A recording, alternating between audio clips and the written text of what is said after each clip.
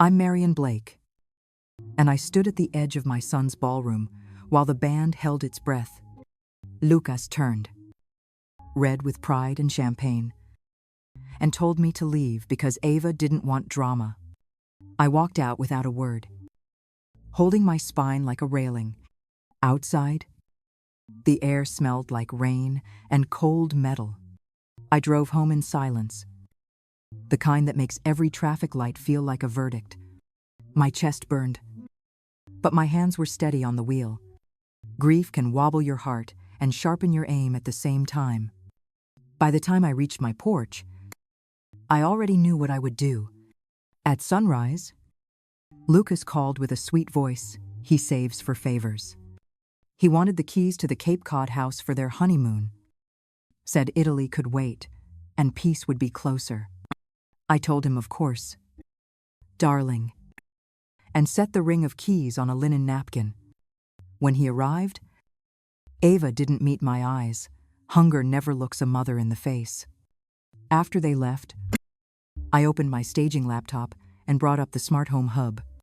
The house was one of my project homes, so the system still knew my hands. I changed the startup input, cleared the parental PIN, and whitelisted every screen. AirPlay would grab the first breath of power and hold it. I named the file Home Tour and placed it at the top of the playlist. The Cape always greets guests with sea light and quiet wood, but the master gets the first hello. When they turned on that television, the room would blink awake, and Ava Cortez would meet herself on every channel. When the upload finished, I sat back in my chair and waited for the guilt to arrive. It didn't. Maybe it was still walking home from the wedding, trying to understand how a son could throw his mother out to please a woman he barely knew. I wasn't trying to ruin their honeymoon. I was trying to wake him before she emptied his future. Still, a small voice whispered that I was crossing a line. I had sworn to never become the kind of mother who manipulates her child's life. Yet here I was, coding revenge into a house that once smelled like summer peaches and fresh paint. The thought made my stomach twist. But the memory of his voice shouting, "Get out," hardened it again. Lucas saw me now as the problem, not the warning. To him, I was the jealous widow who couldn't let go. That hurt in a way grief never had. Because grief is honest and misunderstanding is not. I wondered if the line between protection and control even existed for mothers like me. The first text came an hour later, short and sharp. He demanded to know what I had done with the Cape House because something was wrong with the system. I typed a reply and deleted it before sending. Instead, I looked at the still image on my laptop screen.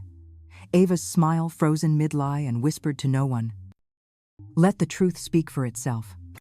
2 weeks before the wedding, the call came while I was measuring curtains for a client.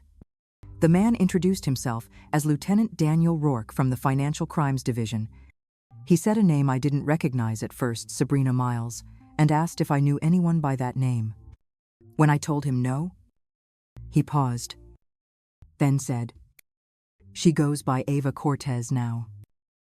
The air left the room like a slow leak. I leaned against the counter, listening as he explained. They were reviewing a string of fraud cases tied to identity changes and suspicious credit histories. Ava's old name had appeared in connection with multiple bankruptcies and missing funds from a luxury event company in Palm Desert. They couldn't charge her yet, but her record was complicated. After we hung up, I opened my old work laptop, the one I used when I was still in the courthouse clerk's office. My fingers moved on instinct through the public record databases. I found a legal notice for a name change from Sabrina Miles to Ava Cortez, dated 18 months earlier, the same month she met Lucas at the hospital gala. Then I checked the deed history for the Cape Cod property and reread the trust conditions my late husband had written. Any spouse married less than 2 years could not inherit or access the estate. That line glowed on the screen like a signal flare. I knew I couldn't stop the wedding, but I could start gathering proof before it was too late. I hired Joanna Vega, a private investigator who knew how to dig where polite people didn't look. Within a week, she called, her voice half amused, half disgusted. Ava had once worked as a luxury event planner at a resort in Palm Desert, catering to clients who measured love in receipts. She left after an internal audit revealed tens of thousands in unauthorized charges on corporate cards. Joanna sent me a folder thick with screenshots and receipts. The resort's ledgers showed canceled deposits, refund reversals, and one glaring pattern, everything tied back to an alias email belonging to Sabrina Miles. When they threatened legal action, she resigned and vanished. The story matched too neatly with Lieutenant Rourke's warning to be coincidence. I spent that night cross-checking Lucas's accounts. The same boutique charge repeated twice under his card, both for a diamond bracelet priced at $9,800. The item matched one Ava wore at the rehearsal dinner, the one she claimed was a family heirloom. I printed the bank statement and underlined the transaction code, the way I used to mark exhibits in court. Joanna called again the next morning. A man had been buying Ava plane tickets and hotel stays through encrypted gift card numbers, no names. No trace. But always within a day of her business trips. She called him her investor. I called him her accomplice. That was the moment I stopped thinking of Ava as my son's mistake and started treating her as my opponent. Ava invited me to lunch 2 days before the wedding, pretending it was a peace offering. She chose a glass-walled cafe where everyone could see her generosity in action. I watched her butter her bread with the confidence of someone who believed she had already won. When she smiled across the table, I saw the same expression I used to see on defense lawyers who thought the jury was asleep. I let her talk about adjusting boundaries and how Lucas needed to start his own family, free from outside influence. Every word was wrapped in sugar, but it was the kind that rots what it touches. When she finally paused to sip her sparkling water, I leaned forward and asked if she loved my son or loved the trust that came with his last name. Her glass stopped midair, and the first crack appeared behind her eyes. I took out my phone and placed its screen down on the table. Then, with one tap, the video played for exactly 6 seconds, her voice, unmistakable, laughing with a man off camera about how easy Lucas was. The clip ended before it turned indecent, just long enough to turn her skin to ash. She whispered that I couldn't possibly make that public. I told her I didn't need the world to see it, just my son. Her fork slipped against the plate. The sound sharp as glass. The mask slid back into place. But the tremor in her hand betrayed her. As she left, she didn't look back. And I knew the game had officially begun. The night they arrived at Cape Cod, the sky was clean and quiet. The kind of peace you only get near the water. Lucas had called earlier to say they'd made it safely, his tone bright and polite, like talking to a distant relative. I pictured them walking through the hallway I'd staged years ago, the one that still smelled faintly of cedar. I imagined Ava running her fingers across the marble counter, believing every inch of that house now belonged to her.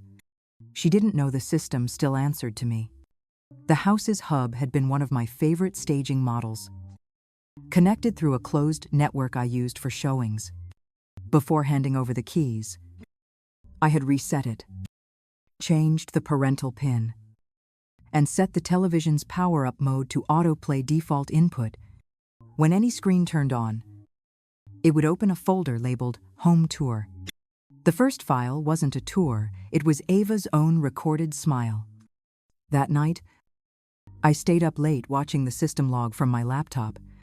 At 8:37 p.m., every television in the house came online. Then the data stream spiked, meaning the video was playing. I pictured Lucas reaching for the remote, confusion turning to shock as the screen filled with the truth. The next call came just after midnight. Lucas' voice shook, asking what I had done. I told him the system must have glitched and that I'd send someone to fix it. In the silence that followed, I could almost hear Ava crying in the background. They showed up the next morning, both looking like ghosts dragged out of a storm. Lucas's eyes were hollow, his voice tight when he asked to come in. Ava stood behind him, her mascara streaked, her hands trembling, still playing the part of the fragile bride. I stepped aside and let them into the living room, the same one where I had raised my son to tell the truth. Lucas demanded to know what I had done, his voice breaking between anger and disbelief. I told him nothing he hadn't already seen was new. Then I placed the folder on the coffee table, the one Joanna had prepared: documents, marriage certificates, name change orders, and police filings. The truth sat there in black ink, heavier than any accusation. He opened it slowly, reading each page like a verdict. His hand stopped at the photo of Ava with a silver-haired man, her smile unrecognizable in its calculation. There were dates, settlements, even a record from the Palm Desert resort where she'd been fired. When he reached the section labeled Mason Dwyer Frequent Companion, his face drained of color. He whispered the name like it was poison. Ava tried to speak, her voice cracking into pleas and denials, but they slid off the surface of the evidence. Every word she used to explain only twisted the rope tighter. I didn't interrupt. I let the silence do what it does best, strip away the lies until nothing was left but the sound of her breathing. 2 days later, the first letter came: thick paper, polished tone, and a name that reeked of arrogance: Colton Reed, attorney at law. He claimed to represent Ava in forthcoming marital and financial proceedings. According to him, she was entitled to half of Lucas's assets, including his future inheritance from the Cape Cod Trust.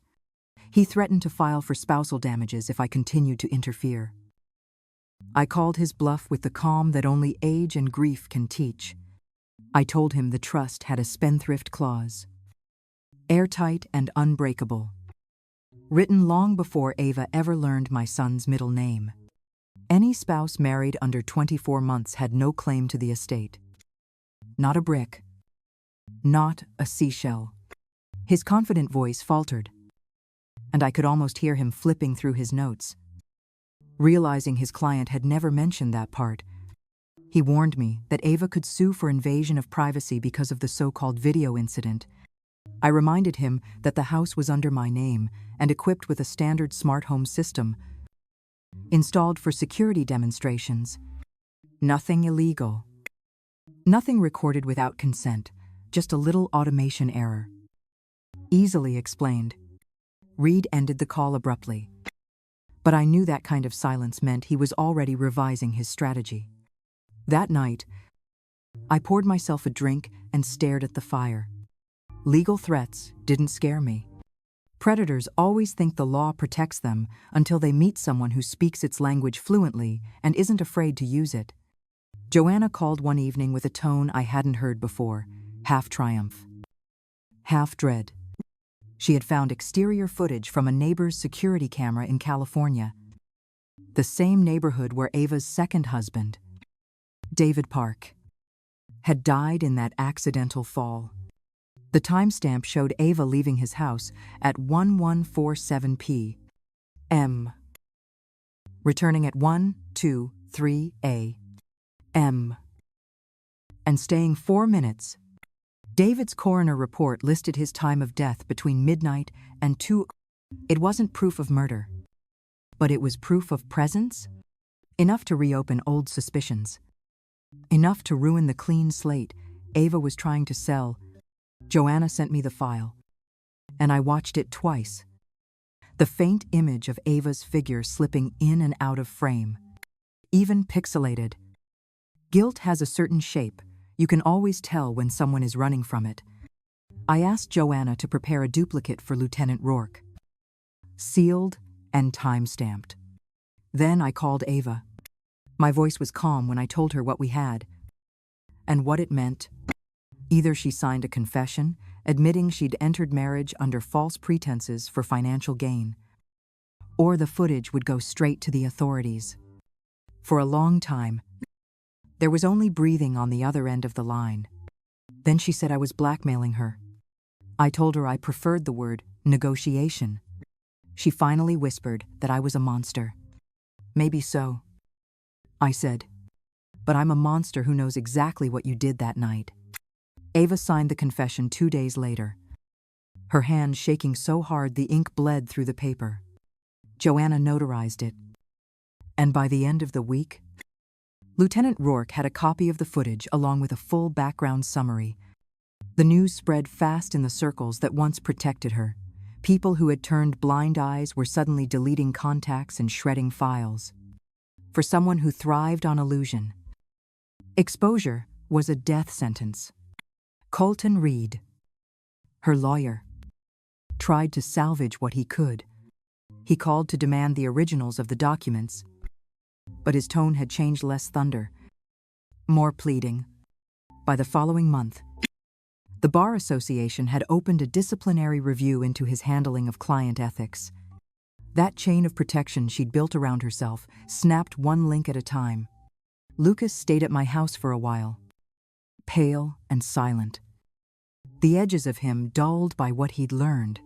He stopped drinking after 3 weeks of sleepless nights and began closing every joint account, freezing cards, changing passwords.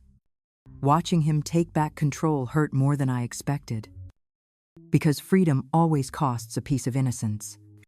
When he finally looked at me without anger, I saw the boy I'd raised hiding behind the man she'd nearly destroyed. One evening, my phone buzzed with a single message from an unknown number.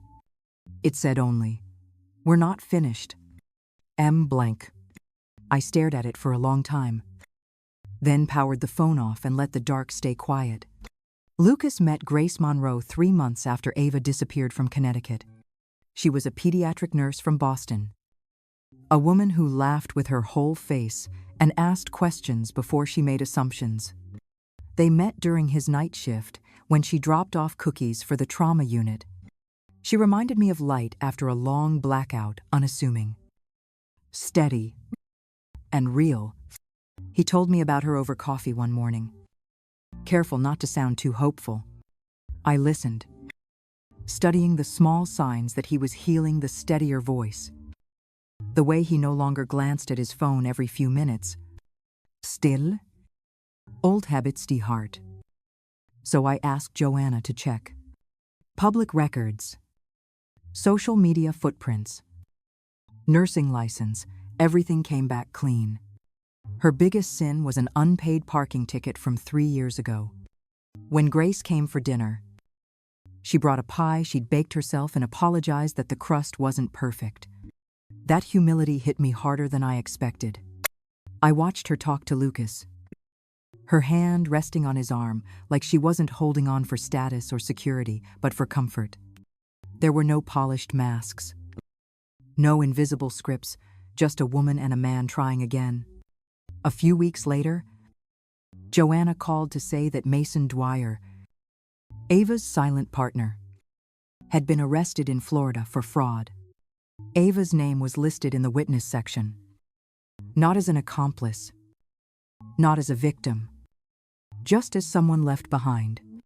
That was the first night I finally slept through until morning.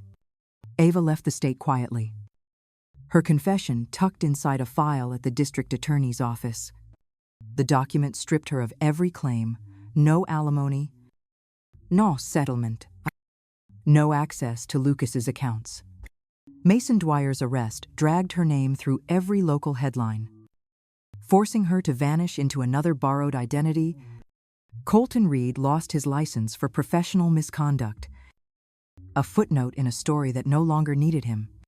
Lucas began rebuilding his life brick by brick. He proposed to Grace a year later in the same garden where his father once planted roses, and she said yes with tears that came from relief, not regret. At the wedding, he raised his glass to me and said, My mother taught me that love without truth isn't love at all. For the first time in years, I felt the weight lift instead of settle.